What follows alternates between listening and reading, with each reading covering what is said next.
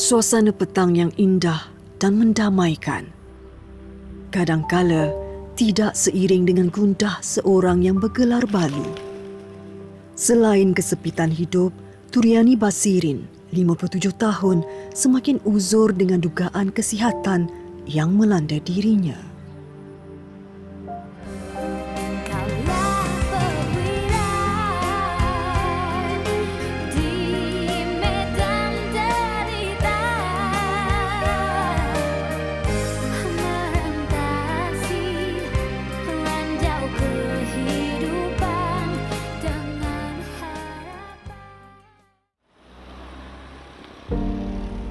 Episod kali ini bersamamu ke Batu Pahat Johor Darul Takzim.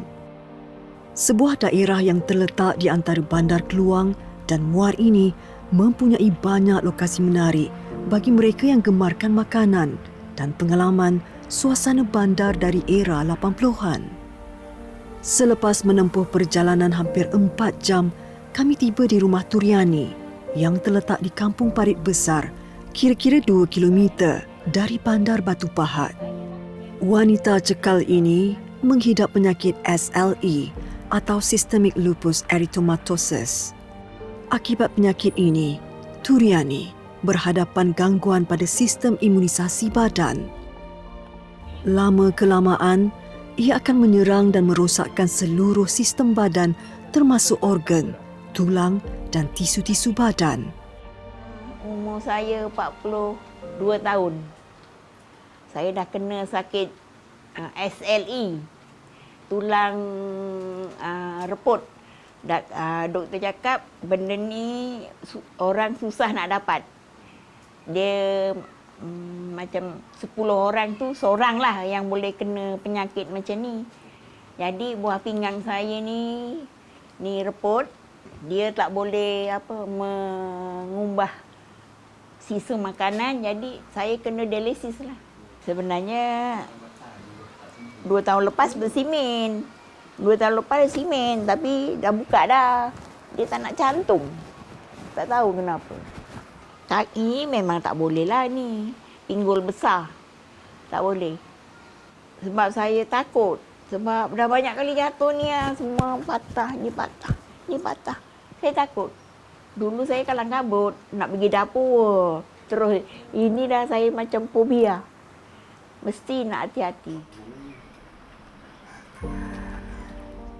Turiani mempunyai 6 orang anak yang berusia di antara 15 hingga 30 tahun. Namun buat ketika ini, anak kelima Turiani, Nur Syahirah Muhammad Said, 20 tahun, bercuti sementara sejak Perintah Kawalan Pergerakan tempoh hari. Dialah yang membantu menguruskan Turiani setiap hari sebelum dia masuk ke kampus semula. Saya tinggal dekat Kampung Parit Besar ni dah dekat 32 tahun. Daripada suami dulu asalnya suami tentera. Jadi tentera 15 tahun berhenti terus buat rumah kat sini.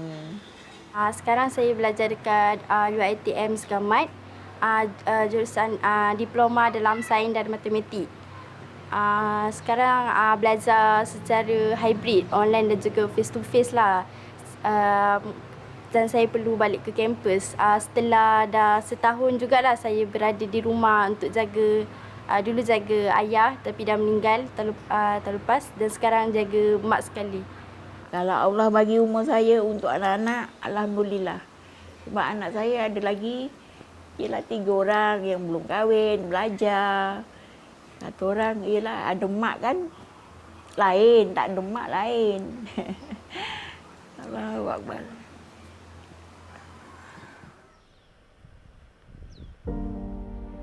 Setiap hari Turiani perlu makan pelbagai ubat yang dibekalkan oleh pihak hospital mengikut jadual yang ditetapkan. Hampir 10 tahun, dia bergantung dengan ubat-ubatan ini untuk terus sihat. Sekiranya ada tanda-tanda yang tidak normal, Turiani dinasihatkan untuk terus ke hospital sebelum keadaan dirinya menjadi lebih kritikal. Turiani juga perlu menjalani dialisis 3 kali seminggu di sebuah pusat dialisis swasta. Sebelum pukul 1 tu dah kena ada makanan tengah hari lah. Macam mak saya ni macam dia tak makan banyak tapi dia kena ada selalu dalam perut sebab ada gastrik kan. Jadi kena ada selalu makanan lah. Sediakan makanan dengan waktu yang tepat. Lepas tu kena dengan ubatnya sekali kan. Ubat sebelum dengan selepas makan. Saya makan ubat kalsium, tambah darah, jantung, vitamin, gastrik, lagi satu untuk tulang.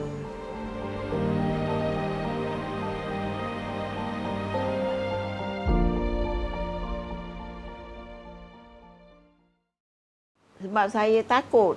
Sebab dah banyak kali jatuh ni semua patah, ni patah, ni patah. Saya takut. Dulu saya kalang kabut, nak pergi dapur. Terus ini dah saya macam fobia.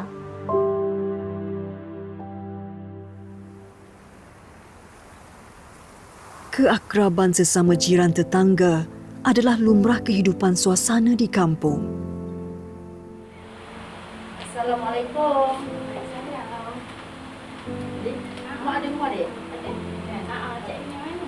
Dia di rumah. Kita dah masak tadi. Turiani beruntung kerana mempunyai kenalan dan jiran yang begitu mengambil berat tentang dirinya. Setiap kali menerima kunjungan, dia cukup gembira apabila dapat berbual sekilas, berkongsi kisah suka dukanya. Mengimbas kenangan lalu, sedikit sebanyak dapat dia melupakan seketika kesakitan yang dialaminya. Kadang akak keluar, dia ikut, dia bosan, dia tak sihat. Dia kena ada kawan, dia kata nak bercerita. Jadi dia tak sihat, ikut akak lah. Keluar, kadang akak pergi ambil barang, dia ikutlah naik kereta dengan akak. Tulang dia bila dah reput, dia tak boleh salah sikit. Masa arwah suami dia adalah juga kawan kan, buat teman. Anak ada, mungkin anak sekolah lagi, kerja kan. Jadi bila tu, dia jatuh. Jatuh sikit je dia pun patah. Dekat situ. Tangan patah dah dua-dua. Sebelum tu tangan sebelah kiri dekat siku patah. Lepas tu tangan pula sebelah kanan bahagian bahu patah. Kaki pula patah. Ya Allah. Itu yang jadi dia dah lah nak menahan. Dia pergi dialisis sakit. Lepas tu nak ubat yang dia dah patah ni lagi. Cuma bila kita dengar dia ni, kita ziarahlah dengan kawan-kawan tu. Mana yang patut kita bantulah macam tu. Tapi ialah bila dia keadaan dia macam gitu, dia perlu rawatan dengan kos dia pun kira boleh tahan lah. Jadi tak beranilah kan nak cakap macam mana sebab yang tahu kan. Tapi dia tak fikir, dia sedaya dia mampu. Dekat 15 tahun kenal dia. Yalah daripada mula niaga sama-sama dengan dia, daripada sehat sampai saya dah terduduk macam ni. Kawan datang seronok.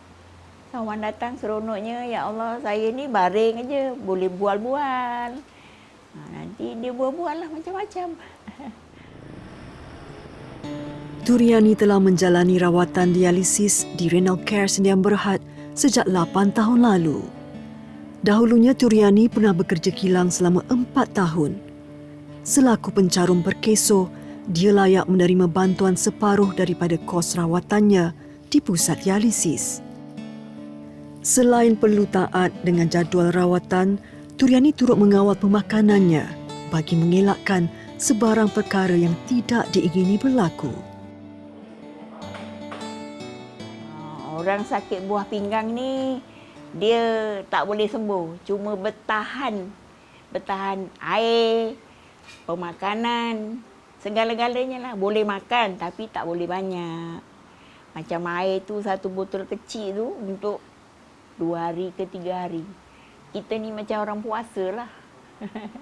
Lega sebab dah buang sisa badan yang orang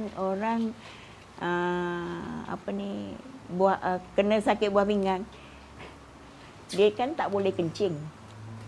Kencingnya masa itulah kita pergi cuci darah. Sebab itulah bila kita tak cuci darah, semput. Air dalam badan banyak. Jadi kadang-kadang dia kurang darah juga. Bila kurang darah, mungkin pemakanan dia bila dia seorang kat rumah, kalau siang hari kan, dia makan tak menentu. Ada tak ada, untungnya dia tu masih awas lagi, matanya boleh mendial telefon kan. Nak order makanan ke apa kan dengan kawan-kawan. Nanti dia orang hantar lah, tu dia makan lah. Kalau tak, dia tunggu anak dia balik lah baru makan macam tu.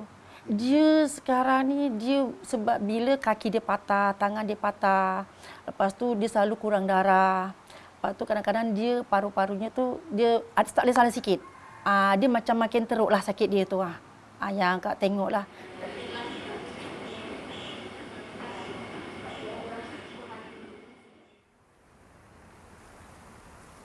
Turiani turut mendapat perhatian daripada pihak KPJ Batu Pahat yang hadir menghulurkan bantuan.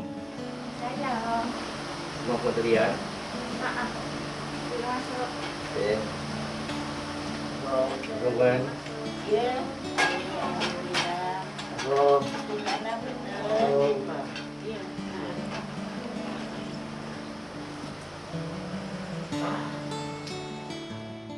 Penyakit SLE yang dialaminya memerlukan pemantauan rapi bagi memastikan tiada organ dan anggota badan lain rosak.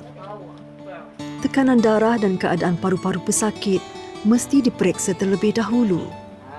Jika salah satunya mengalami masalah dan tiada tindakan awal, pesakit bakal berdepan dengan kerosakan organ yang lain dengan lebih cepat lagi.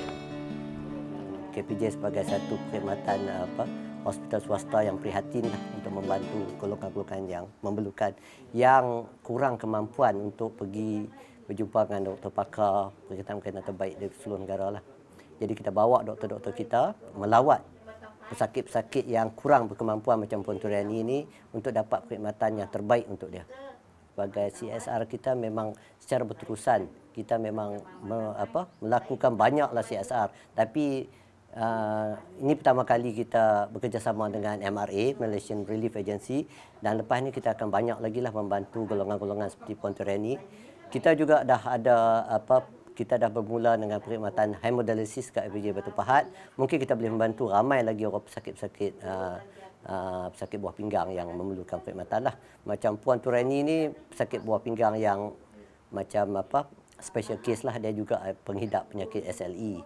Jadi kami membawa doktor pakar yang selain pada merawat buah pinggang juga tengok keadaan pesakit SLE dia dan juga rawatan kaki dia lah. Kalau ada ada masalah cuba tolonglah. Iyalah. Kita boleh dari masa ke masa kita datang pantau dari segi kesihatan. Yalah. Terima kasih banyak. InsyaAllah.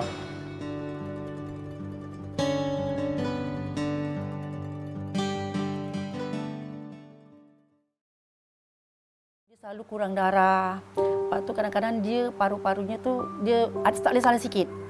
Dia macam makin teruk lah sakit dia tu. Orang sakit buah pinggang ni dia tak boleh sembuh, cuma bertahan. Penaja program bersamamu, Syarikat Faiza Sendirian Berhad, hadir bagi menyampaikan bantuan kepada Turiani sekeluarga. Assalamualaikum. Khabar. Pengurus besar Dr. Salwa Abu Bakar sama-sama turun padang mendengar kisah dan rintihan mereka. Menerima dengan tangan terbuka, Turiani berkongsi cerita keperitan hidup dan juga kondisi kesihatan dirinya. Bagi Turiani, dia bersyukur kerana ada pihak yang sudi memberi perhatian ke atas keadaan dirinya seiring meringankan beban mereka sekeluarga. Wakil Faiza turut berkongsi khasiat pengambilan makanan yang terbaik memandangkan Turiani seorang pesakit buah pinggang dan SLE. Penyakit ini amat sensitif dengan setiap jenis makanan yang diambil oleh pesakit. Pengetahuan sebegini sedikit sebanyak akan dapat membantu Turiani untuk memastikan dirinya kekal sihat demi hari-hari yang mendatang. Turut disampaikan pelbagai produk makanan keluaran Syarikat Faiza Sendirian Berhad seperti beras, kicap, rempah, bihun dan banyak lagi. Dititipkan bersama sebuah buku biografi pengasas yang ditulis oleh Dr. Salwa Abu Bakar sendiri. Semoga dapat dijadikan inspirasi untuk terus berjuang dalam apa jua keadaannya.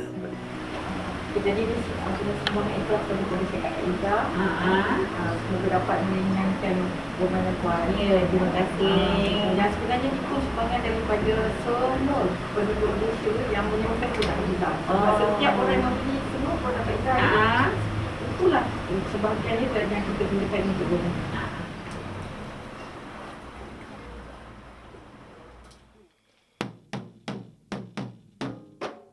Tak lapuk dik hujan, tak lekang dik panas. Mendengar gema paluan kompang, Turiani rasa begitu gembira kerana kumpulan kompang inilah warisan arwah suaminya yang meninggal dunia setahun lalu. Arwah Muhammad Said Awang Ahmad adalah pengasas kumpulan kompang di kampung ini. Suatu hari nanti, Turiani berharap agar anak bongsunya, Nur Fahmi, dapat mengambil alih tugas suaminya demi meneruskan tradisi ini. Adik bongsu tu dia sebab yalah daripada kecil dia dah dengan ayah lah, memang ikutlah apa yang ayah buat kan.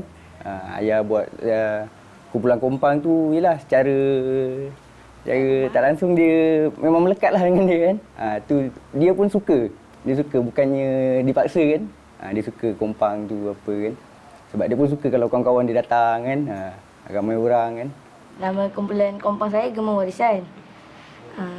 Berasal dari Parit Besar, Jalan Keluang. Ayah pesan suruh jaga elok-elok, teruskan warisannya, cari orang lebih ramai. Yalah, mudah-mudahan anak-anak saya meluk saya. Sebab yalah, saya ni semua minta bantuan. Kita walaupun saya tak boleh buat apa, tapi bagi semangat untuk anak-anak. Yalah, kata orang ada mak kan, ayah dah tak ada. Jadi anak-anak pun seronok ada maknya. Itu yang saya, kalau boleh nak hidup lagi. Kalau Allah bagilah. Sememangnya ujian itu hadir buat mereka yang berhati cekal dan tabah.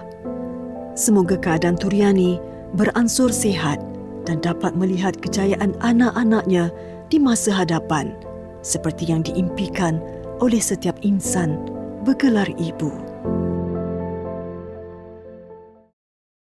Bersamamu minggu ini turut mendekati kisah 7 keluarga dari 5 buah negeri. 1 keluarga dari negeri Selangor, keluarga Fauziah Arsad. 2 keluarga dari negeri Johor Darul Takzim, keluarga Muhammad Roni Muhammad Ali. Dan keluarga Jamalulil Zainal. Keluarga Jasila Jamaruddin dari negeri Melaka. Manakala 3 buah keluarga dari negeri Pahang, keluarga Norihan Mat Seman. Dan keluarga Aminah Awang Kecil.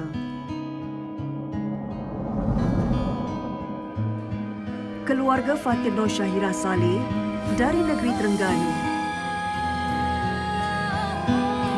Terus hulurkan bantuan untuk mereka yang memerlukan.